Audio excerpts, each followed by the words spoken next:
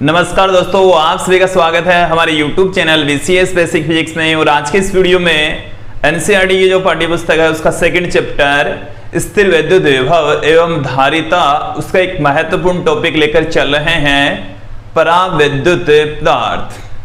देखिए दोस्तों, ये जो वीडियो है वो डाइलेक्ट्रिक मीडियम के लिए बेसिक बातों का वीडियो है। इसमें हम छोटी छोटी बहुत सारी चीजें यहाँ पर देखने वाले हैं। सबसे पहले इस वीडियो में हम देखेंगे कि पराविद्युत पदार्थ क्या होते हैं, पराविद्युत पदार्थ किसे कहेंगे, ये हम देखने वाले हैं।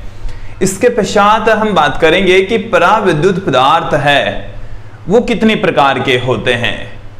इसके साथ में विद्युत ध्रुवण और ध्रुवण सदिश की यहां पर हम बात करने वाले हैं, चर्चा करने वाले हैं, समझने वाले हैं। दोस्तों, यदि आपने हमारा YouTube चैनल अभी तक सब्सक्राइब नहीं किया है तो इसे आप सब्सक्राइब कर लीजिए। आपको NCERT की सिलेबस के अकॉर्डिंग सभी टॉपिक्स के according to syllabus sequence wise सभी वीडियोज मिलेंगे। इसके साथ में सभी NCERT की जो पाठ्य पुस्तक है सभी चैप्टर्स के न्यूमेरिकल क्वेश्चंस भी हम आपको प्रोवाइड करवा देंगे। एग्जाम्पल्स का सॉल्यूशन भी हम आप लोगों को समझा देंगे कि ये जो वीडियोज है वो कंटिन्यू चलेंगे। यदि आपने इससे पहले वीडियोज नहीं देखे हैं तो आप हमारी प्लेलिस्ट में जाकर पहले चैप्टर के वीडियोज देख सकते हैं। दूसरे चैप्टर को हमने बहुत कुछ देख लिया है, इसमें भी आज का जो हमारा वीडियो है वो है पराविद्युत से रिलेटेड। तो दोस्तों, इस वीडियो को स्टार्ट करते हैं और सर्वप्रथम हम बात करते हैं पराविद्युत पदार्थ। इसे हम डाइलेक्ट्रिक सब्सटेंस कहते हैं। डाइलेक्ट्रिक मीडियम क्या होता है ये देख लीजिए। देखिए, पराविद्युत पदार्थ तो ये जो पदार्थ होते हैं वो कुचालक होते हैं। पहले दिमाग में फिट बिठा लीजिए, ये एक्चुअल में है क्या, कुचालक है। और हम ये जानते हैं कुचालक वे पदार्थ होते हैं जिनमें से आवेशों का प्रवाह संभव नहीं होता। कुचालक किसे कहा जाता है? जिनमें से आवेश प्रवाहित नहीं होते, जिनके अंदर से धारा का प्रवाह नहीं होता। तो पराविद्युत पदार्थ भी कुचालक पदार्थ होते हैं। लेकिन जब इनको हम बाह्य विद्युत क्षेत्र में रखेंगे, जब इनको हम बाह्य विद्युत क्षेत्र में रखेंगे तो इनके आवेशों पर प्रभाव पड़ता है। तो इन जिन्हें हम विद्युतीय प्रभाव कहते हैं। तो वे कुचालक पदार्थ जिन्हें बाह्य विद्युत क्षेत्र में रखने पर विद्युतीय प्रभाव प्रदर्शित करते हो, विद्युतीय प्रभाव प्रदर्शित करते हो, पराविद्युत पदार्थ कहलाते हैं। क्या कहलाएंगे? पराविद्युत पदार्थ। तो दोस्तों, पराविद्युत पदार्थ की डेफिनेशन क्या है? ये एक्चुअल में कुचालक पदार्थ ही होते हैं जिन पर हम बाह्य विद्युत क्षेत्र यदि लगा दें तो उनके आवेश उस बाह्य विद्युत क्षेत्र की स्थिति में प्रभावित होते हैं। हालांकि उनकी वजह से विद्युत का प्रवाह नहीं होता, थोड़े से प्रभावित होंगे। तो उन पदार्थों को हम पराविद्युत पदार्थ कहेंगे, पराविद्युत पदार्थ कहा जाएगा। अब देखिए, जो पराविद्युत पदार्थ जब हम बाह्य विद्युत क्षेत्र में रख देते हैं तो ये विद्युत क्षेत्र के मान को कम कर देते हैं। विद्युत क्षेत्र के मान को कम करने के लिए इन पदार्थों का प्रयोग किया जाता है। पराविद्युत पदार्थ विद्युत क्षेत्र में रख दिए जाते हैं। तो पराविद्युत पदार्थ किसे कहते हैं? कुचालक पदार्थ होते हैं। तो वे कुचालक पदार्थ जिन्हें बाह्य विद्युत क्षेत्र में रखने पर विद्युतीय प्रभाव प्रदर्शित करते हो, पराविद्युत पदार्थ कहलाते हैं। तो इसकी डेफिनेशन क्या है देख लीजिए कि वे कुचालक पदार्थ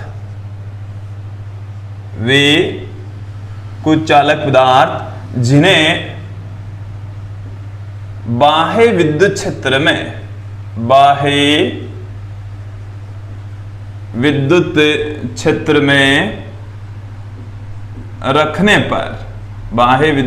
में रखने पर विद्युतीय प्रभाव प्रदर्शित करते हो, विद्युतीय प्रभाव प्रदर्शित करते हो, पराविद्युत पदार्थ कहलाते हैं। पराविद्युत पदार्थ कहलाते हैं। इन पदार्थों को हम क्या कहेंगे? पराविद्युत पदार्थ कहेंगे, पराविद्युत पदार्थ कहलाते हैं। तो अब हम इसको यहां पर देख लेते हैं कि पराविद्युत पदार्थ कितनी प्रकार के होते हैं। पराविद्युत के पदार्थों के प्रकार को देखने से पहले मैं अणुओं में उपस्थित आवेशों की स्थिति के आधार पर अणुओं को दो भागों में डिवाइड करूंगा, ध्रुवीय अणु तथा अध्रुवीय अणु, ध्रुवीय अणु तथा अध्रुवीय अणु। तो जैसे जैसे हम बात करें कि पराविद्युत पदार्थ कौन से होते हैं, तो पराविद्युत पदार्थों के अंदर ये हमारे पास में जल हो गया, CO2 हो गया, इस तरीके से जो अब्रक हो गए, ये एक्चुअल में होते क्या है, कुचालक पदार्थ ही होते हैं। और कुचालक पदार्थ पर जब विद्युत क्षेत्र लगा देते हैं तो उनके अंदर यदि आवेश अपनी स्थिति में परिवर्तन कर लेते हैं तो उन कुचालक पदार्थों को ही हम पराविद्युत पदार्थ कह देते हैं। अब इनके प्रकार देखते हैं। प्रकार देखने से पूर्व हम ध्रुवीय अणु और अध्रुवीय अणु किससे कहते हैं ये हम देख लेते हैं। तो अब इसके पश्चात हम बात करते हैं ध्रुवीय अणु। ध्रुवीय अणु, पोलर मॉलिक्यूल। पोलर मॉलिक्यूल किसे कहा जाता है, ध्रुवीय, कि ऐसे अणु जिनमें धनावेश और ऋणावेश के केंद्र अलग अलग हो। ऐसे अणु जिनमें धनावेश और ऋणावेश के केंद्र यदि अलग अलग होते हैं तो उनको हम कहते हैं ध्रुवीय अणु। और वे अणु जिनके धनावेश और ऋणावेश के केंद्र एक ही हो उनको हम कहते हैं अध्रुवीय अणु। तो यहां पर देखेंगे ध्रुवीय अणु किसे कहेंगे कि वे अणु जिनमें धनावेश व ऋणावेश के केंद्र एक ही हो। धनावेश व ऋणावेश, सॉरी, ध्रुवीय अणु के अंदर आएगा वे अणु जिनमें धनावेश और ऋणावेश के केंद्र अलग अलग हो। केंद्र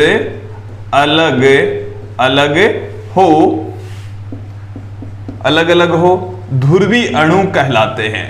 क्या कहलाएंगे, ध्रुवीय अणु कहलाते हैं। इनके एग्जाम्पल यहां पर आप देखेंगे। एग्जाम्पल क्या क्या हैं, देखिए, जिनके जैसे H2O है, तो H2O, जो H2O है जल है, इसके अंदर धनावेश और ऋणावेश का जो केंद्र है वो अलग अलग होता है। NH3 है, उसमें धनावेश और ऋणावेश के केंद्र अलग अलग हो जाएंगे। तो यहां पर आप देखेंगे कि ये जो H2O है, मैं इस H2O को ही एग्जाम्पल लेकर चल रहा हूं। इस तरीके से हम दिखा सकते हैं कि जैसे ये हमारे पास में धनावेश है, ये ऋणावेश है, तो ये इसका जैसे एग्जाम्पल आप ले लीजिए HCl। तो HCl के अंदर ये H प्लस हो गया, ये C माइनस हो गया। तो प्लस और माइनस दोनों के केंद्र यदि अलग अलग होते हैं तो उन अणुओं को हम ध्रुवीय अणु कहेंगे। उन अणुओं को क्या कहा जाता है, ध्रुवीय अणु कहा जाता है, जिनके धनावेश और ऋणावेश के केंद्र अलग अलग होते हैं। अब यहां पर एक चीज और समझ लीजिए, महत्वपूर्ण बात, क्योंकि यदि यहां पर तो देखो ये तो है जैसे प्लस क्यू आवेश की भांति, ये है माइनस क्यू आवेश की भांति, और दोनों आवेशों के बीच में डिस्टेंस भी होती है। तो यहां पर आप देखेंगे कि धनावेश और ऋणावेश के केंद्रों के मध्य की जो दूरी है वो हमने 2a यहां पर दिखाई है। एक आवेश को प्लस क्यू दिखाया, दूसरे को माइनस क्यू दिखाया। तो ये एक द्विध्रुव की भांति काम करता है। किसकी भांति काम करेगा, द्विध्रुव की भांति। यदि ये द्विध्रुव है तो इसका द्विध्रुव आघूर्ण भी होगा। द्विध्रुव है तो क्या होगा, द्विध्रुव आघूर्ण। तो ध्रुवीय अणु के प्रत्येक अणु का विद्युत द्विध्रुव आघूर्ण होता है। ध्रुवीय अणुओं का जो प्रत्येक अणु होता है उनका विद्युत द्विध्रुव आघूर्ण होता है। तो प्रत्येक ध्रुवीय अणु का द्विध्रुव आघूर्ण होता है। देखिए क्या आ जाएगा, प्रत्येक ध्रुवीय अणु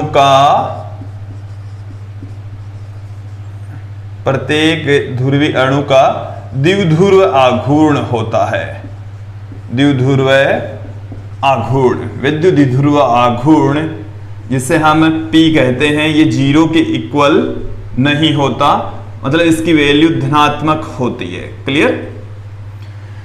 किन अणुओं की बात कर रहे हैं, हमें अध्रुवीय अणुओं की बात कर रहे हैं। अब हम चर्चा यहां पर करेंगे अध्रुवीय अणु। तो अध्रुवीय अणुओं की जो डेफिनेशन है वो इनकी ठीक अपोजिट होगी।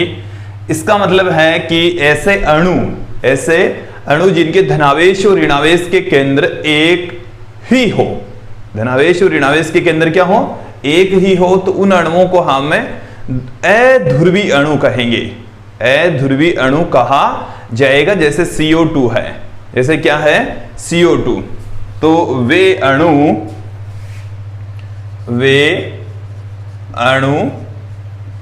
जिनमें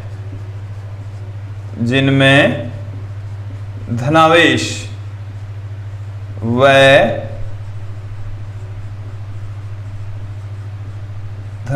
ऋणावेश के केंद्र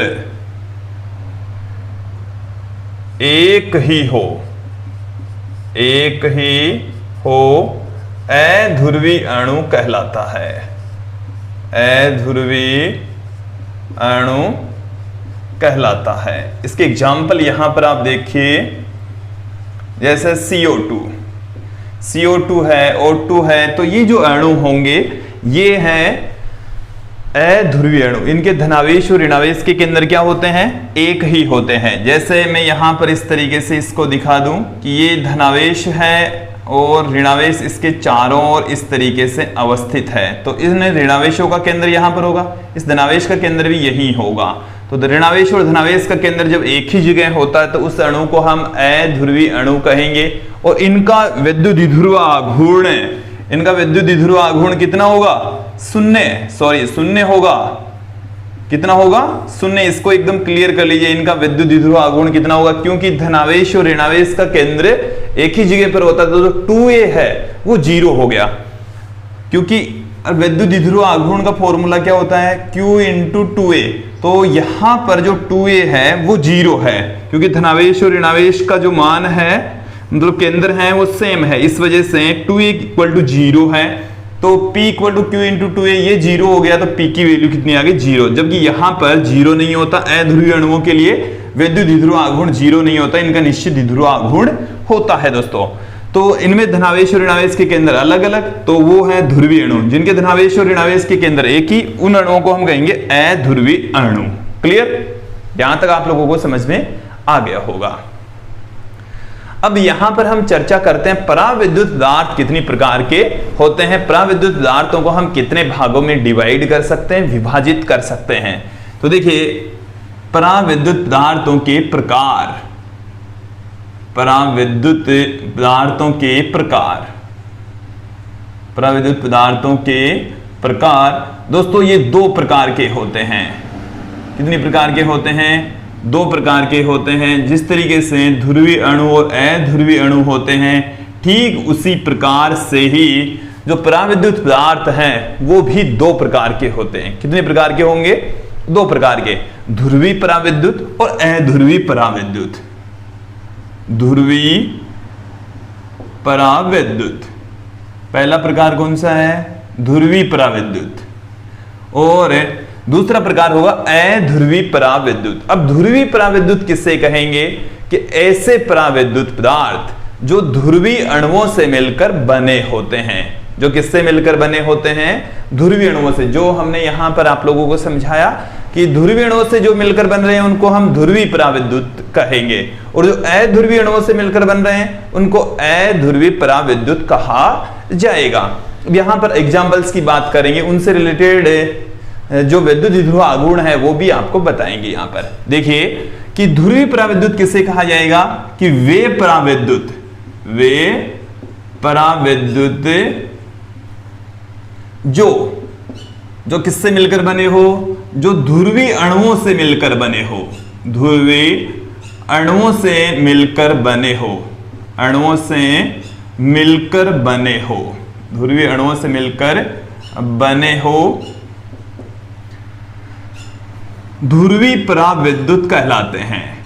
ध्रुवीय पराविद्युत क्या कहलाएंगे, ध्रुवीय पराविद्युत कहलाते हैं दोस्तों। इनको हम ध्रुवीय पराविद्युत कहते हैं।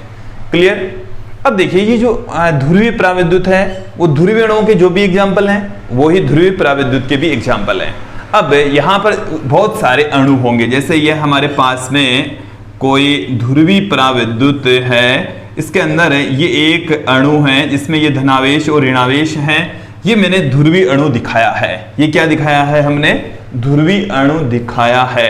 और जब ध्रुवीय अणु इस तरीके से मौजूद है, दूसरा ध्रुवीय अणु इस तरीके से होगा। अनियमित रूप से ये व्यवस्थित होते हैं। ये जो प्लस माइनस के साइन हैं वो तो होंगे, बट ये इस तरीके से अनियमित रूप से व्यवस्थित होंगे। इनका विद्युत द्विध्रुव, प्रत्येक अणु का विद्युत द्विध्रुव आघूर्ण है। प्रत्येक अणु का क्या है? विद्युत द्विध्रुव आघूर्ण है। बट कुल विद्युत द्विध्रुव आघूर्ण यहां पर कितना हो जाता है? इनका कुल विद्युत द्विध्रुव आघूर्ण इनका हो जाएगा 0। कुल विद्युत द्विध्रुव आघूर्ण इनका क्या हो जाएगा दोस्तों? 0। क्यों हो जाएगा वो समझ लेंगे हम। देखो, ये मैंने क्या दिखाया है? ध्रुवीय पराविद्युत दिखाया है। क्या दिखाया है? ध्रुवीय पराविद्युत पदार्थ। अब ध्रुवीय पराविद्युत पदार्थ ध्रुवीय अणुओं से मिलकर बना हुआ है। किनसे बना है? ध्रुवीय अणुओं से मिलकर बना है। अब इसका द्विध्रुव आघूर्ण है, इसका भी है, इसका भी है, सबका द्विध्रुव आघूर्ण है, लेकिन ये अनियमित रूप से व्यवस्थित होते हैं। अनियमित रूप से व्यवस्थित होने के कारण से इनका जो विद्युत द्विध्रुव आघूर्ण है वो भी अनियमित रूप से होगा और कुल विद्युत द्विध्रुव आघूर्ण 0 हो जाएगा। एक बार इस स्टेटमेंट को फिर से सुन लीजिए कि देखिए, जैसे इसका विद्युत द्विध्रुव आघूर्ण होगा इस डायरेक्शन में, इसका विद्युत द्विध्रुव आघूर्ण इस डायरेक्शन में, इसका इस डायरेक्शन में, तो देखो एक का इधर है, एक का इधर है, फिर इसका इधर है, ऋणावेश से धनावेश की ओर होता है, ऐसे है ये। तो इनका अनियमित रूप से विद्युत द्विध्रुव आघूर्ण होता है। तत्पश्चात कुल विद्युत द्विध्रुव आघूर्ण 0 हो जाएगा। किसी ध्रुवीय पराविद्युत पदार्थ का कुल विद्युत द्विध्रुव आघूर्ण कितना होगा? 0। कुल द्विध्रुव आघूर्ण कितना होगा? 0, क्योंकि प्रत्येक अणु का द्विध्रुव आघूर्ण है, लेकिन कुल द्विध्रुव आघूर्ण कितना है? 0, क्योंकि अनियमित रूप से व्यवस्थित होते हैं, एक दूसरे के द्विध्रुव आघूर्ण को निरस्त कर देते हैं, काट देते हैं। क्लियर? तो यहां पर जब आप विद्युत क्षेत्र की तीव्रता नहीं लगाते हैं, विद्युत क्षेत्र जब इसके ऊपर अप्लाई नहीं करते हैं, तो पी का मान जो स्मॉल पी होता है वो 0 होता है। स्मॉल पी कितना होता है? 0 होता है, 0 होता है। ये क्लियर हो जाना चाहिए। आ गया समझ में? अब हम यहां पर इसका जो सेकंड पार्ट है उसकी ओर चलते हैं। सेकंड पार्ट क्या है? सेकंड पार्ट है दोस्तों अध्रुवीय पराविद्युत। अध्रुवीय पराविद्युत किसे कहा जाएगा? कि वे पराविद्युत पदार्थ जो अध्रुवीय अणुओं से मिलकर बने होते हैं अध्रुवीय पराविद्युत कहलाते हैं। क्या कहलाएंगे? अध्रुवीय पराविद्युत कहलाते हैं। तो यहां पर अब देखेंगे सेकंड पार्ट। सेकंड पार्ट क्या है? अध्रुवीय पराविद्युत। अध्रुवीय पराविद्युत। अध्रुवीय पराविद्युत किससे कहा जाएगा? कि वे पराविद्युत पदार्थ, वे पराविद्युत पदार्थ जो अध्रुवीय अणुओं से मिलकर बने होते हैं। अध्रुवीय अणुओं से मिलकर बने होते हैं। अध्रुवीय अणुओं से मिलकर बने होते हैं, कोमा अध्रुवीय पराविद्युत कहलाते हैं। क्या कहलाएंगे? अध्रुवीय पराविद्युत। तो अध्रुवीय पराविद्युत कहलाते हैं। अब यहां पर आप देखेंगे कि इनके लिए तो हम पहले से ही जानते हैं कि प्रत्येक अणु का विद्युत द्विध्रुव आघूर्ण 0 होता है। इनका प्रत्येक अणु का विद्युत द्विध्रुव आघूर्ण कितना होता है? 0। और जब इनको हम टोटल विद्युत द्विध्रुव आघूर्ण की बात करेंगे अध्रुवीय पराविद्युत पदार्थ की, तो वो भी 0 होगा। उनका विद्युत द्विध्रुव आघूर्ण भी 0 होगा। एक बार इस स्टेटमेंट को फिर से सुन लीजिए कि अध्रुवीय अणु का विद्युत द्विध्रुव आघूर्ण कितना होता है? 0। अध्रुवीय अणु का विद्युत द्विध्रुव आघूर्ण कितना होता है? 0 होता है। प्रत्येक अणु का विद्युत द्विध्रुव आघूर्ण 0 होता है। इसलिए अध्रुवीय पराविद्युत बहुत सारे अध्रुवीय अणुओं से मिलकर बना होता है। तत्पश्चात इनका विद्युत द्विध्रुव आघूर्ण भी 0 होता है। तो इनके ऊपर भी जब विद्युत क्षेत्र नहीं लगाते हैं, विद्युत क्षेत्र नहीं लगाने का मतलब है E बराबर 0, तो विद्युत द्विध्रुव आघूर्ण 0 ही होता है। तो इसका मतलब यह हो गया कि जब आप विद्युत क्षेत्र नहीं लगाते हैं विद्युत क्षेत्र का मान जब 0 रखा जाता है, चाहे वो ध्रुवीय पराविद्युत हो चाहे अध्रुवीय पराविद्युत हो, उनका विद्युत ध्रुवाघूर्ण शून्य होता है। तो बाह्य विद्युत क्षेत्र की अनुपस्थिति में किसी पराविद्युत पदार्थ का विद्युत ध्रुवाघूर्ण शून्य होता है, चाहे वो ध्रुवीय प्रकार का हो चाहे अध्रुवीय पराविद्युत क्यों ना हो। तो दोस्तों यहां तक मैंने जो बताया वो आप लोगों को समझ में आ गया होगा। अब हम चलते हैं यहां पर विद्युत ध्रुवण क्या चीज होती है। विद्युत ध्रुवण, देखिए इलेक्ट्रिक पोलराइजेशन, विद्युत ध्रुवण। विद्युत ध्रुवण का मतलब है कि उनके अंदर विद्युत ध्रुवाघूर्ण उत्पन्न कर रहे हैं। हमारे पास में ध्रुवीय पराविद्युत और अध्रुवीय पराविद्युत के अंदर कुल विद्युत ध्रुवाघूर्ण कितना है? 0 है। अब हम इनके अंदर विद्युत ध्रुवाघूर्ण उत्पन्न करना चाह रहे हैं। तो विद्युत ध्रुवाघूर्ण उत्पन्न करने के लिए इन पदार्थों के ऊपर हम बाह्य विद्युत क्षेत्र अप्लाई कर देंगे, और जो बाह्य विद्युत क्षेत्र है उसकी उपस्थिति में, बाह्य विद्युत क्षेत्र की उपस्थिति में ये जो अणु है उनका ध्रुवण हो जाएगा, इनके अंदर विद्युत ध्रुवाघूर्ण उत्पन्न हो जाएगा, इनके धनावेश और ऋणावेश के केंद्र अलग अलग हो जाएंगे। तो जब किसी पदार्थ पर हम विद्युत क्षेत्र लगाते हैं तो उस पदार्थ के धनावेश और यदि ऋणावेश के केंद्र यदि अलग अलग हो जाते हैं, पदार्थ में यदि विद्युत ध्रुवाघूर्ण उत्पन्न हो जाता है, तो उस घटना को हम कहते हैं विद्युत ध्रुवण। क्या कहा जाता है? विद्युत ध्रुवण कहा जाता है, इलेक्ट्रिक पोलराइजेशन कहा जाता है। दोस्तों अब मैं यहां पर अगली जो हमारी हेडिंग है, चलिए मैं इसको यहां से मिटा देता हूं।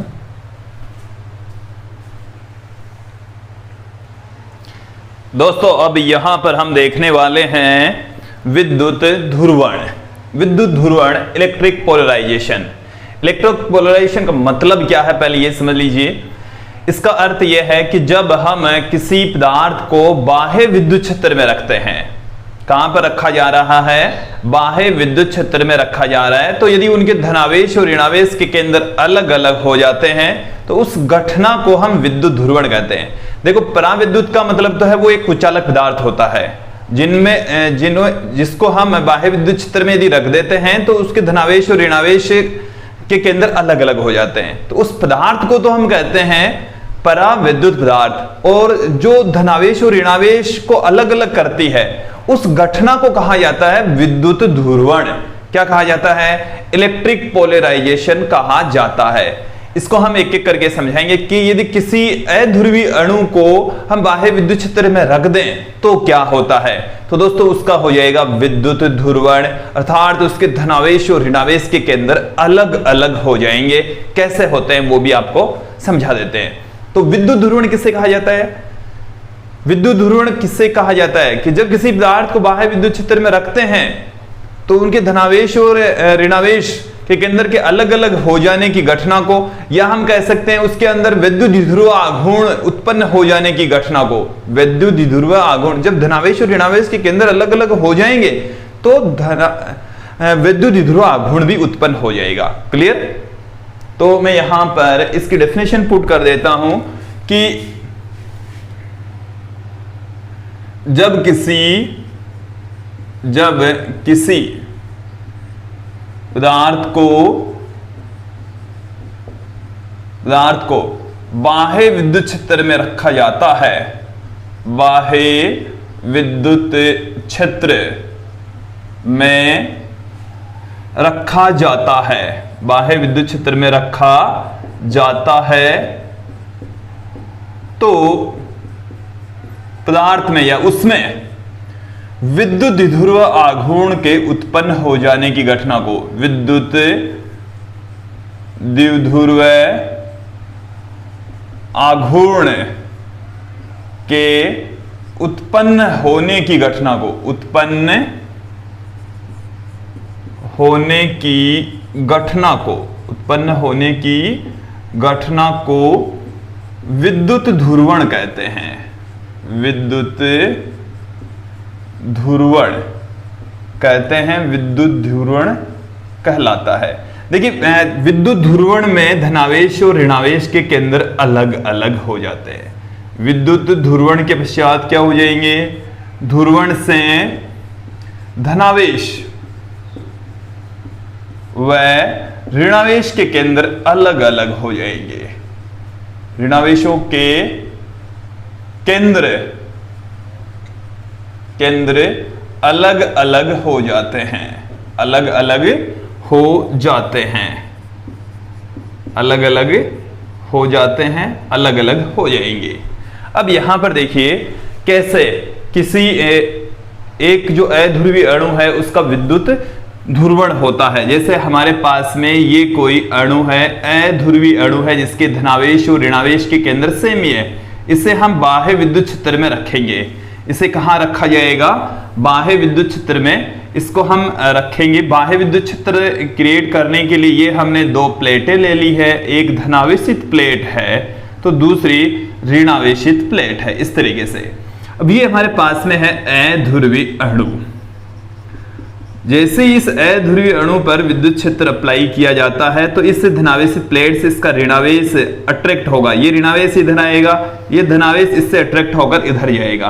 तो क्या होगा, इसके अंदर ये ऋणावेश थोड़ा सा इधर आ जाएगा, धनावेश थोड़ा सा इधर आ जाएगा। धनावेश और ऋणावेश के केंद्र है वो अलग अलग हो जाएंगे।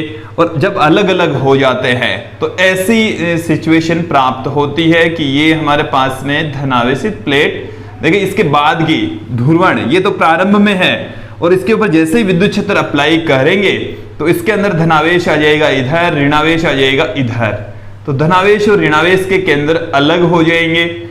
जैसे ही अलग होंगे तो ये जो अध्रुवीय अणु है वो ध्रुवीय अणु में कन्वर्ट हो जाएगा। अध्रुवीय अणु किस में कन्वर्ट हो गया? क्योंकि ध्रुवीय अणु के अंदर तो धनावेश और ऋणावेश के केंद्र अलग अलग होते हैं, इसलिए जबकि यहां पर एक ही होते हैं तो यहां पर अलग अलग हो गए, इसलिए ये जो अध्रुवीय अणु था वो ध्रुवीय अणु के अंदर कन्वर्ट हो गया है। अध्रुवीय अणु किस में बदल गया है? ध्रुवीय अणु के अंदर चेंज हो गया है, कन्वर्ट हो गया है। अब यहां पर देखिए कि जब ध्रुवीय अणु में बदला तो इसके अंदर ऋणावेश से धनावेश की ओर, ऋणावेश से धनावेश की ओर एक विद्युत ध्रुव आघूर्ण भी होता है। विद्युत ध्रुव आघूर्ण भी होता है। तो विद्युत ध्रुवण के अंदर क्या हुआ? विद्युत ध्रुव आघूर्ण उत्पन्न हुआ। तो इस अणु के अंदर भी हमने ये दिखाया कि विद्युत ध्रुव आघूर्ण कैसे उत्पन्न होता है, विद्युत ध्रुव आघूर्ण कैसे उत्पन्न हो जाता है। क्लियर? यहां तक आप लोगों को ये समझ में आ गया होगा कि जब किसी अणु पर या किसी पराविद्युत पदार्थ पर बाह्य विद्युत क्षेत्र लगाएंगे हम तो विद्युत ध्रुवण की घटना घटित होगी जिसमें विद्युत ध्रुव आघूर्ण उत्पन्न हो जाएगा।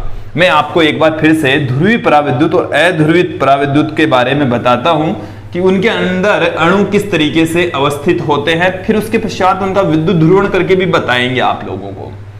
यहां पर देखिए जैसे ये हमारे पास में है कोई, इस तरीके से मैं दिखा रहा हूं।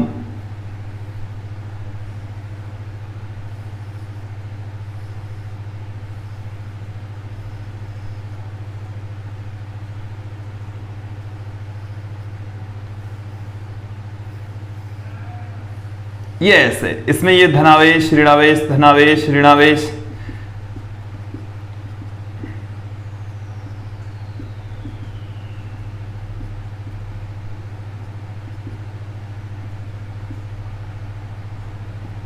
ये हमारे पास में कौन सा पराविद्युत है?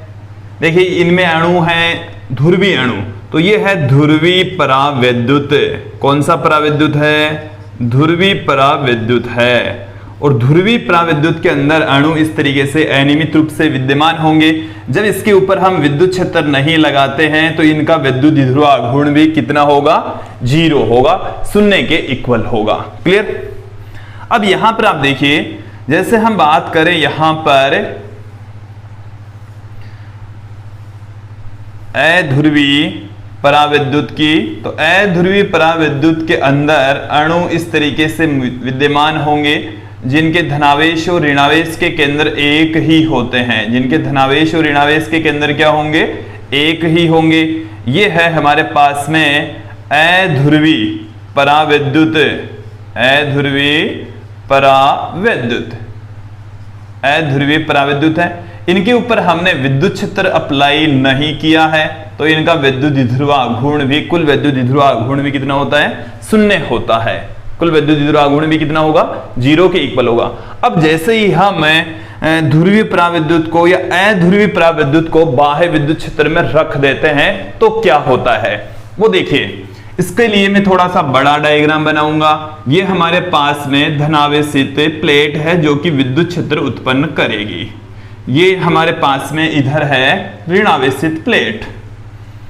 ये हमने दो प्लेटें दिखाई हैं जिनमें से एक के ऊपर धनावेश है तो दूसरी प्लेट के ऊपर ऋणावेश है। तो धनावेशित प्लेट से ऋणावेशित प्लेट की ओर विद्युत क्षेत्र उत्पन्न करती है। अब इस विद्युत क्षेत्र के अंदर हम किसी पराविद्युत पदार्थ को रख देंगे। ये जैसे हमारे पास में कोई पराविद्युत पदार्थ है, ये क्या है, पराविद्युत पदार्थ। अब ये जो पराविद्युत पदार्थ है वो ध्रुवीय पराविद्युत हो सकता है, अध्रुवीय पराविद्युत भी हो सकता है। ध्रुवीय पराविद्युत और अध्रुवीय पराविद्युत दोनों में से हम कोई सा एक लेकर चलेंगे। अब जैसे ही हम लेकर चलेंगे तो जैसे इसको बाह्य विद्युत क्षेत्र में रखेंगे तो ये जो धनावेशित सिरे हैं वो इस ऋणावेशित प्लेट की ओर अट्रैक्ट होकर उधर चले जाएंगे और जो ऋणावेशित सिरे हैं इस धनावेशित परत की ओर, इस धनावेशित परत की ओर इधर आकर इकट्ठे हो जाएंगे। इस तरीके से व्यवस्थित हो जाएंगे। देखिए दोस्तों कैसे कि जैसे मैं यहां पर कुछ अणु दिखा रहा हूं, इस तरीके से व्यवस्थित हो जाएंगे। ऐसे मैंने थोड़ा सा बड़ा लिया है तो इसमें अणुओं की संख्या भी थोड़ी सी अधिक हमने यहां पर दिखाई है। इस तरीके से अब यहां पर देखिए इस पराविद्युत पदार्थ के अंदर हमने कुछ अणु दिखाए हैं जिनके ऋणावेश इधर इस तरीके से ऐसे मौजूद होंगे और धनावेश यहां पर भी मौजूद हैं और इसके अंदर जो धनावेश है वो यहां पर मौजूद होगा, इनके ऋणावेश यहां पर अवस्थित होंगे। ये जो बीच में जो अणु हैं उनके ऊपर ऋणावेश धनावेश इस तरीके से उपस्थित होंगे। क्लियर कर लीजिए इसको। ये हमने एक पराविद्युत पदार्थ दिखाया है और इससे पराविद्युत पदार्थ के अंदर उपस्थित जो अणु हैं वो इस तरीके से ध्रुवित हो जाते हैं। देखिए प्रत्येक अणु का विद्युत ध्रुव आघूर्ण था लेकिन अब इस पूरे के पूरे पराविद्युत पदार्थ का भी विद्युत ध्रुव आघूर्ण होगा। कैसे, देखिए ये जो ऋणावेश है इस धनावेश को निरस्त कर देगा, यहां वाला एक दूसरे को निरस्त कर देगा, ये वाला भी एक दूसरे को निरस्त कर देगा। तो देखो इस डायग्राम को अभी समझ लीजिए, ये दोनों एक दूसरे को निरस्त कर देंगे, ये दोनों एक दूसरे को कर देंगे, ये कर रहे हैं यहाँ पर, ये निरस्त मतलब उदासीन हो रहे हैं। ये दोनों आपस में मिलकर क्या हो रहे हैं, उदासीन हो रहे हैं। अणु तो मौजूद हैं पर वो पास वाले अणु के आवेश से क्या हो जाता है, उदासीन हो जाता है। उसके अंदर मौजूद धनावेश है वो पास वाले से ऋणावेश से उदासीन हो जाएगा। क्लियर। तो अब क्या बचा, अंदर तो कोई आवेश नहीं बचा, अंदर कोई आवेश नहीं बचा है। आवेश कहां रह गया, सिर्फ इसके इस परत के ऊपर तो रह गया ऋणावेश। इस परत के ऊपर क्या रह गया है, ऋणावेश रह गया है। और इस परत के ऊपर क्या रह गया, इस पृष्ठ के ऊपर क्या रह गया है, धनावेश रह गया है। इस पृष्ठ के ऊपर क्या रह जाएगा, सिर्फ धनावेश रह जाएगा। तो यहां पर आप देखिए कि जब हम पराविद्युत पदार्थ को बाह्य विद्युत क्षेत्र में रखते हैं तो धनावेश और ऋणावेश के केंद्र अलग अलग हो जाते हैं। ऋणावेश इधर आ गया, धनावेश इधर आ गया, तो दोनों के केंद्र क्या हो गए, यहां पर अलग अलग हो गए हैं। तो इसी घटना को हम कहते हैं विद्युत ध्रुवण। इसी घटना को ही क्या कहा जाता है, विद्युत ध्रुवण कहा जाता है। धनावेश और ऋणावेश के केंद्र अलग अलग हो जाने की घटना को ही हम विद्युत ध्रुवण कहते हैं। जैसे आप लोगों को अभी जो डायग्राम मैंने समझाया वो ध्रुवीय पराविद्युत के अकॉर्डिंग आप लोगों को समझ में आ जाता है। बट जैसे अध्रुवीय अणु है उसको बाह्य विद्युत क्षेत्र में रखेंगे तो पहले प्रत्येक अणु की स्थिति ऐसे होगी।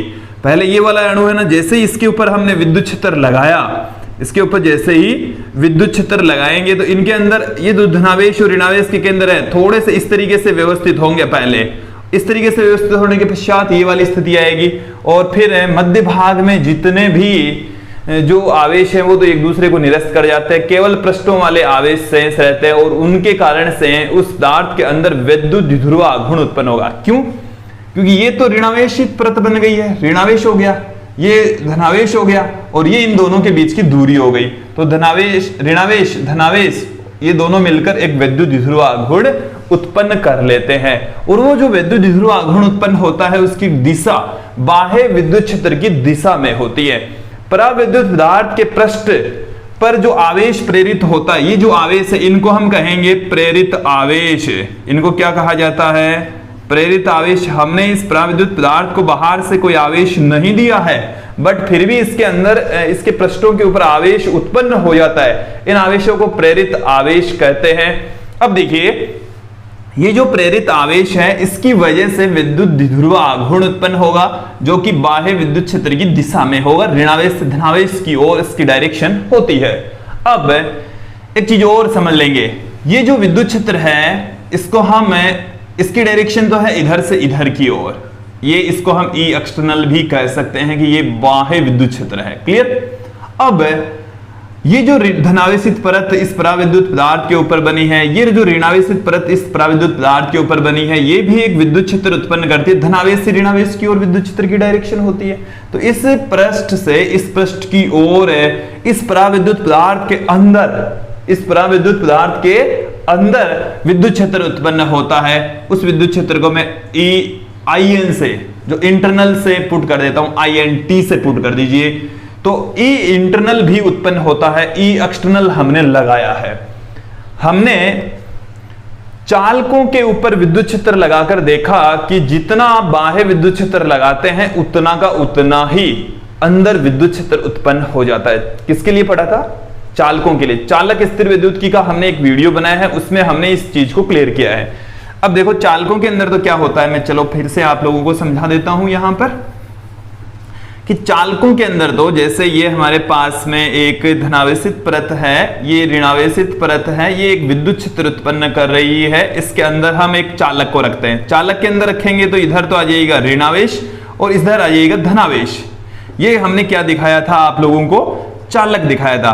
तो इसके कारण से विद्युत क्षेत्र इधर उत्पन्न होता है ई एक्सटर्नल, और इन आवेशों के कारण से इधर विद्युत क्षेत्र उत्पन्न होता है ई इंटरनल। और ई इंटरनल और ई एक्सटर्नल का परिमाण समान, डायरेक्शन एक दूसरे के विपरीत, और कुल विद्युत क्षेत्र चालक के अंदर कितना होता है? शून्य होता। चालक के अंदर कुल विद्युत क्षेत्र कितना होता है? शून्य। बाहर से यदि आपने 100 न्यूटन प्रति कूलम का लगाया तो अंदर भी 100 न्यूटन प्रति कूलम का विपरीत दिशा में उतने ही परिमाण का उत्पन्न हो जाता है। कुल विद्युत क्षेत्र की तीव्रता कितनी हो जाती है? शून्य। बट पराविद्युत पदार्थ में ऐसा नहीं होता। पराविद्युत पदार्थ के अंदर जो विद्युत क्षेत्र उत्पन्न होता है उसको हम प्रेरित विद्युत क्षेत्र कहेंगे। क्या कहा जाएगा? प्रेरित विद्युत क्षेत्र।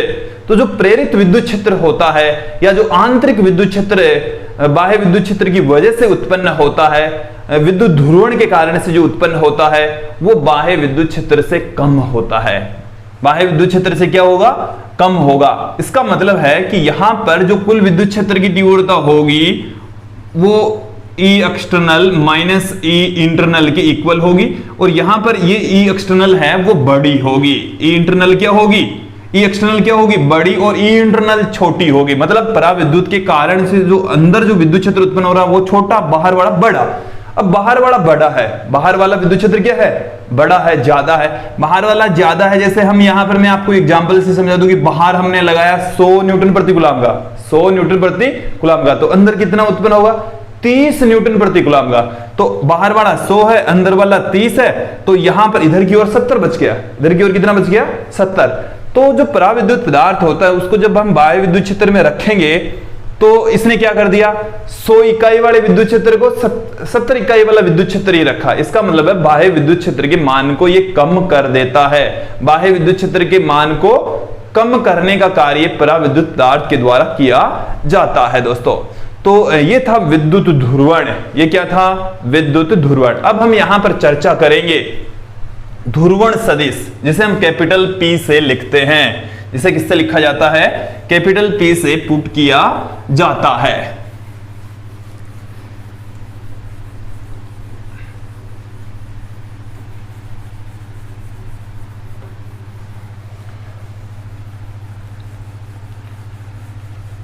ध्रुवण सदिश।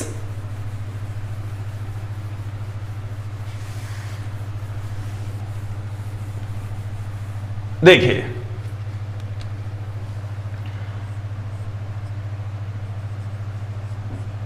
ध्रुवण सदिश पोलराइजेशन वेक्टर कैपिटल P से लिखा जाएगा। यह भी एक सदिश राशि होती है। कैसी राशि है? सदिश राशि। हमने यहां पर विद्युत ध्रुवण के अंदर देख लिया है कि जब हम किसी पराविद्युत पदार्थ पर बाह्य विद्युत क्षेत्र लगाते हैं तो उस पराविद्युत पदार्थ के अंदर विद्युत द्विध्रुव आघूर्ण उत्पन्न हो जाता है, विद्युत द्विध्रुव आघूर्ण क्रिएट हो जाएगा। अब देखिए ये एक सदिश राशि है और इसको हम कैसे परिभाषित करते हैं कि बाह्य विद्युत क्षेत्र लगाने के पश्चात अर्थात विद्युत ध्रुवण के पश्चात किसी पराविद्युत पदार्थ के प्रति एकांक आयतन में, किसी पदार्थ के प्रति एकांक आयतन में उत्पन्न विद्युत द्विध्रुव आघूर्ण ध्रुवण सदिश कहलाता है। एक बार डेफिनेशन सुन लीजिए, समझ लीजिए कि जब किसी पराविद्युत पदार्थ पर बाह्य विद्युत क्षेत्र लगाया जाता है तो उसके प्रति एकांक आयतन में उत्पन्न विद्युत द्विध्रुव आघूर्ण ध्रुवण सदिश कहलाता है। एक बार फिर से सुन लीजिए कि बाह्य विद्युत क्षेत्र की उपस्थिति में किसी पराविद्युत पदार्थ के प्रति एकांक आयतन में उत्पन्न विद्युत द्विध्रुव आघूर्ण ध्रुवण सदिश कहलाता है। मैं यहां पर पुट कर देता हूं, फिर उस डेफिनेशन के अकॉर्डिंग हम सूत्र पुट करेंगे और सूत्र को हम दूसरी फॉर्म में भी देखने वाले हैं यहां पर। तो देखिए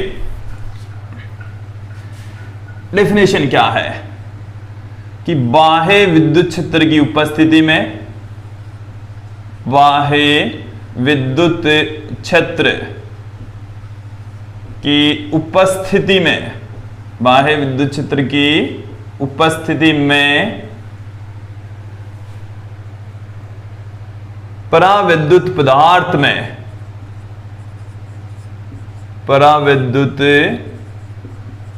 पदार्थ में उत्पन्न विद्युत द्विध्रुव आघूर्ण, बाह्य विद्युत क्षेत्र की उपस्थिति में पराविद्युत पदार्थ के प्रति एकांक आयतन में, पराविद्युत पदार्थ के प्रति एकांक आयतन में, प्रति एकांक आयतन में उत्पन्न, प्रति एकांक आयतन में उत्पन्न विद्युत द्विध्रुव आघूर्ण, विद्युत द्विध्रुव आघूर्ण ध्रुवण सदिश कहलाता है, ध्रुवण सदिश कहलाता है। प्रति एकांक आयतन में उत्पन्न जो विद्युत द्विध्रुव आघूर्ण है उसको हम ध्रुवण सदिश कहते हैं। इसे कैपिटल P से प्रदर्शित किया जाएगा। इसे किससे रिप्रेजेंट करेंगे हम? कैपिटल P से। इसे कैपिटल P से व्यक्त करते हैं। किससे लिखा जाएगा? कैपिटल P से। यह एक सदिश राशि होती है। कैसी राशि है? यह एक सदिश राशि है। यह एक सदिश राशि होती है। सदिश राशि है जिसकी दिशा किधर होगी? जिसकी दिशा पराविद्युत में उत्पन्न विद्युत द्विध्रुव आघूर्ण की दिशा में होती है। पराविद्युत में उत्पन्न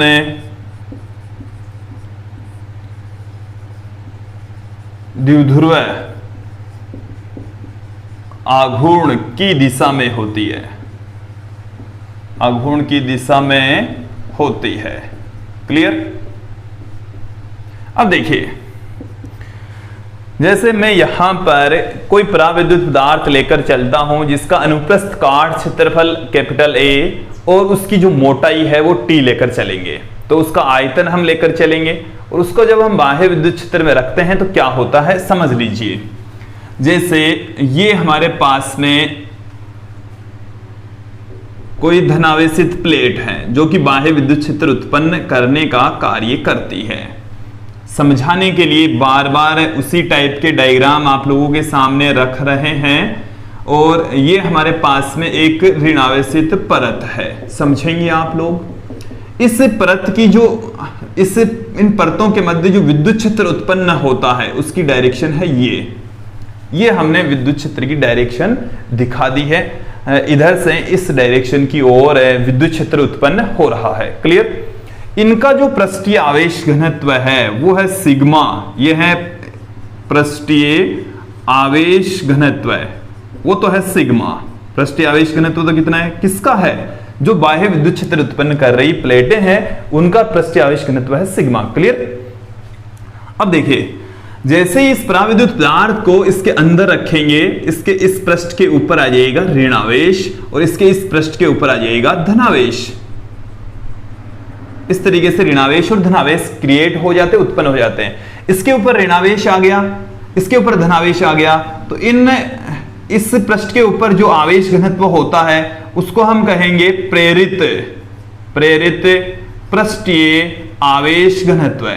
प्रेरित पृष्ठीय आवेश घनत्व है, प्रेरित पृष्ठीय आवेश घनत्व है। और उसको हम सिग्मा पी से पुट करेंगे। किससे लिखा जाएगा, सिग्मा पी से। सिग्मा पी का मतलब है कि जो प्रेरण के कारण से पृष्ठीय आवेश घनत्व पराविद्युत पदार्थ के अंदर उत्पन्न हुआ उसको हमने सिग्मा पी से लिखा। पृष्ठीय आवेश घनत्व को हम सिग्मा से लिखते हैं। सिग्मा पी का मतलब है जो पराविद्युत पदार्थ के अंदर उत्पन्न हुआ है, जो प्रेरण की वजह से उत्पन्न हुआ है, तो इसको हम प्रेरित पृष्ठीय आवेश घनत्व कहते हैं। सिग्मा पी से प्रदर्शित करेंगे। हमने कुछ चीजें और भी ली है। जो पराविद्युत पदार्थ है उसकी मोटाई हमने ले ली स्मॉल टी, और इसका जो अनुप्रस्थ काट क्षेत्रफल है, ये जो प्लेट ऐसे रखी हुई है, ऐसे पराविद्युत पदार्थ, तो इसका ये वाला भाग है, इसका अनुप्रस्थ काट क्षेत्रफल भी होगा। तो इसका जो अनुप्रस्थ काट क्षेत्रफल है वो हम लेकर चल रहे हैं ए है पराविद्युत का अनुप्रस्थ काट क्षेत्रफल। पराविद्युत का अनुप्रस्थ काट क्षेत्रफल, अनुप्रस्थ काट क्षेत्रफल है ये। क्लियर। इसकी मोटाई हमने टी मान ली है, तो इस पराविद्युत का जो आयतन है वो अनुप्रस्थ काट को आप इसकी मोटाई से मल्टीप्लाई कर दीजिए। ये इस तरीके से रखा हुआ है, तो इसकी जो अनुप्रस्थ काट क्षेत्रफल है इसको इसकी मोटाई से मल्टीप्लाई कर देंगे, तब इस पराविद्युत पदार्थ का आयतन आ जाएगा। हमारे पास में क्या आ जाएगा, आयतन। क्लियर। अब देखिए दोस्तों, यहां पर हम फिर से लौटते हैं। हमें विद्युत ध्रुवण के पश्चात ध्रुवण जो सदिश प्राप्त होता है उसको हम एक सूत्र के रूप में यहां पर लिख रहे हैं। डेफिनेशन से मैं पुट कर रहा हूं। जो ध्रुवण सदिश है वो क्या होगा, ध्रुवण सदिश। ध्रुवण सदिश जिसको हम कैपिटल पी से पुट कर रहे हैं, विद्युत द्विध्रुव आघूर्ण। इस अंदर देखो, ये एक ऋणावेशित प्लेट है, ये धनावेशित प्लेट है, तो इसके अंदर इधर की ओर विद्युत द्विध्रुव आघूर्ण उत्पन्न हो गया, स्मॉल पी। ये है स्मॉल पी। विद्युत द्विध्रुव आघूर्ण तो क्या है, स्मॉल पी, और ध्रुवण सदिश क्या है, कैपिटल पी। दोनों में अंतर है दोस्तों, इसको क्लियर कर लीजिए।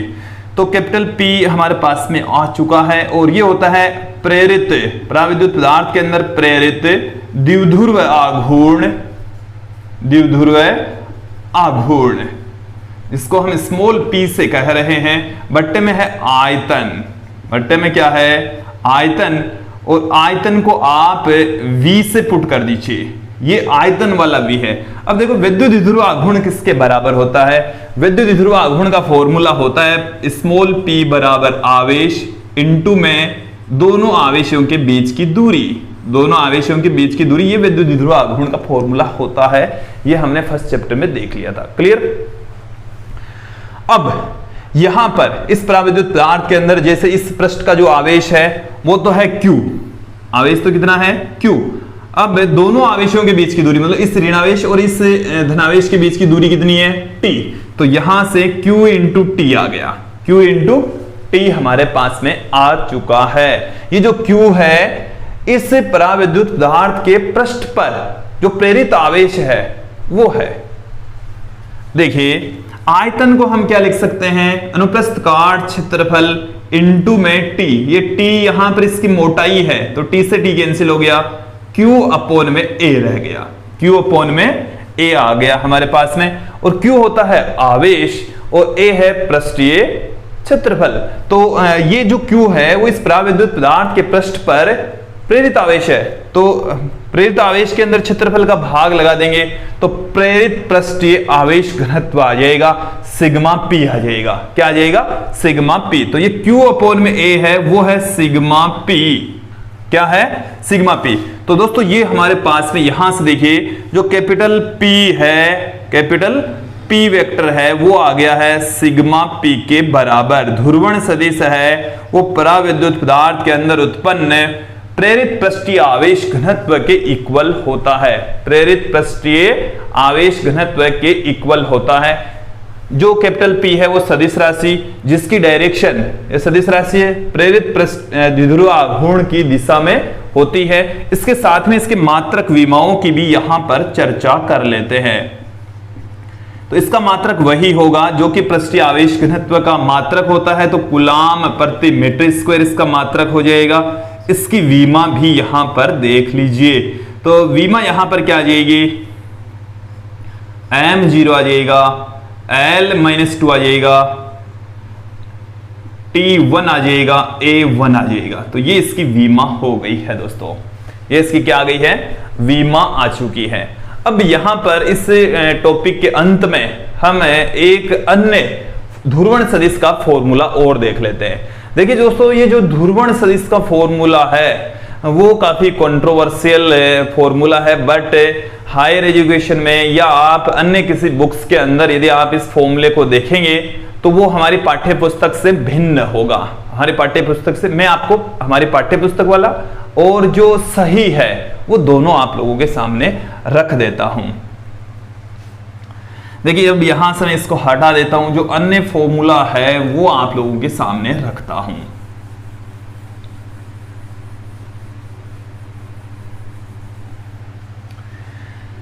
देखिए एक स्टेटमेंट है कि ध्रुवण सदिश का जो मान है वो पराविद्युत पर लगे विद्युत क्षेत्र के समानुपाती होता है। ध्रुवण सदिश का मान विद्युत जो पराविद्युत पदार्थ है उस पर लगे विद्युत क्षेत्र के समानुपाती होता है। ये तो स्टेटमेंट आपकी बुक में भी है और हम भी ये क्लियर कर रहे हैं कि जितना, देखो इसका मतलब देखिए कि पराविद्युत पदार्थ में जितना विद्युत क्षेत्र होगा उसके अंदर विद्युत द्विध्रुव आघूर्ण उतना ही ज्यादा उत्पन्न होगा, और विद्युत द्विध्रुव आघूर्ण जितना उत्पन्न होगा तो ध्रुवण सदिश भी उसका उतना ही ज्यादा होगा।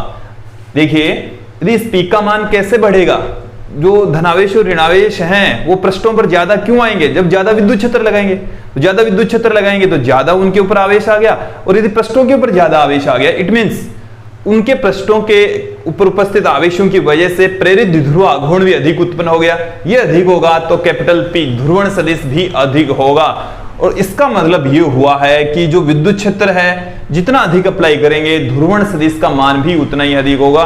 किसी पदार्थ में उत्पन्न ध्रुवण सदिश का मान विद्युत क्षेत्र पराविद्युत पदार्थ पर लगे विद्युत क्षेत्र के समानुपाती होता है, विद्युत क्षेत्र के समानुपाती होता है। अब देखिए यहां से प्रोपोर्शनल का साइन हटाएंगे और एक यहां पर कांस्टेंट पुट करेंगे। देखिए कांस्टेंट है वो है एप्सिलॉन नॉट काई के इक्वल, एप्सिलॉन नॉट काई के इक्वल है। ये जो एप्सिलॉन नॉट है वो तो है निर्वात की विद्युतशीलता, निर्वात की विद्युतशीलता कहलाती है, निर्वात की विद्युतशीलता।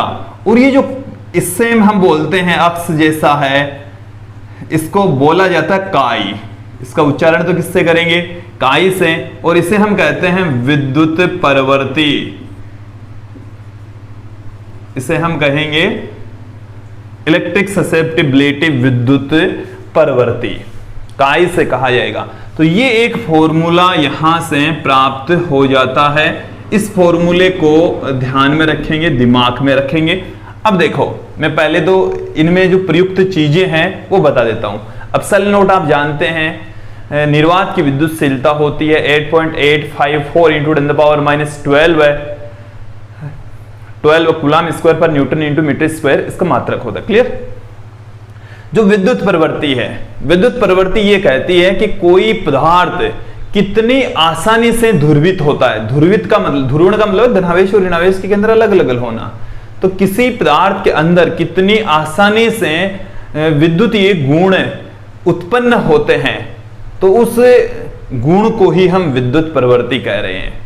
कि कोई पदार्थ मुश्किल से क्रिएट होता है तो इसका मतलब उसकी विद्युत प्रवृत्ति कम है, और यदि वो आसानी से हो रहा है उसका मतलब है उसकी विद्युत प्रवृत्ति अधिक है।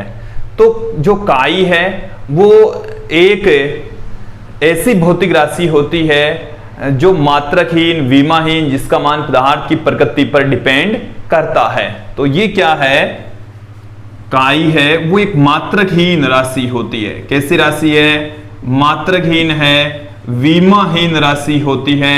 और काई का मान किसके ऊपर डिपेंड करेगा, पदार्थ की प्रकृति पर निर्भर करता है, पदार्थ की प्रकृति पर निर्भर करता है, पदार्थ की प्रकृति पर निर्भर करता है, डिपेंड करता है दोस्तों। तो एक बार इस फॉर्मूले को फिर से समझ लीजिए कि जितना ज्यादा हम विद्युत क्षेत्र लगाएंगे पराविद्युत पदार्थ के अंदर ध्रुवण सदिश भी उतना ही अधिक उत्पन्न होगा। तो ध्रुवण सदिश का जो मान है वो अप्लाई किए गए विद्युत क्षेत्र के समानुपाती होता, वहां प्रोपोर्शनल का साइन हटा देंगे, कांस्टेंट एप्सिलॉन नॉट काई पुट कर देंगे। एप्सिलॉन नॉट निर्वात की विद्युतशीलता होती है और काई यहां पर एक नई राशि है जिसको हम विद्युत प्रवृत्ति कहते हैं। विद्युत प्रवृत्ति मात्रकहीन विमाहीन राशि होती है, इसका कोई मात्रक विमा नहीं होती और इसका मान पदार्थ की प्रकृति पर निर्भर करता है। हमने इसके मात्रक विमा बता दिए, इसके आपने पहले पढ़ लिए, इसके कोई मात्रक विमा नहीं होती, इसका मात्रक न्यूटन प्रति कूलम या वोल्ट प्रति मीटर होता है, सब जानते हैं आप लोग। अब देखो हमारी पाठ्य पुस्तक में क्या दिया हुआ, ये हमारी पाठ्य पुस्तक में नहीं है ऐसे फॉर्मूला, जो एनसीईआरटी की पाठ्य पुस्तक है उसके अंदर थोड़ा सा डिफरेंट है। ये एप्सिलॉन नॉट वहां पर नहीं है, ये एप्सिलॉन नॉट हमारी पाठ्य पुस्तक के अंदर नहीं है। तो दोस्तों ये या तो हो सकता है किसी त्रुटि के कारण से, या तो किसी त्रुटि के कारण से पॉसिबिलिटी है। तो ये जो फॉर्मूला है हायर एजुकेशन के अंदर ये वाला आएगा, जबकि बुक में ये दे रखा है। क्लियर। तो दोस्तों ये था ध्रुवण सदिश का एक दूसरा फॉर्मूला। ध्रुवण सदिश के 3 फॉर्मूले हैं, विद्युत द्विध्रुव आघूर्ण बट्टे में आयतन सिग्मा पी के बराबर भी होता है, एप्सिलॉन नॉट काई ई के बराबर भी होता है दोस्तों। तो इस वीडियो में आपने अभी देखा है ध्रुवण सदिश और इसमें आपने पराविद्युत पदार्थों से संबंधित महत्वपूर्ण बातें, महत्वपूर्ण रिजल्ट्स यहां पर देख लिए हैं। आज के वीडियो में इतना ही, धन्यवाद दोस्तों।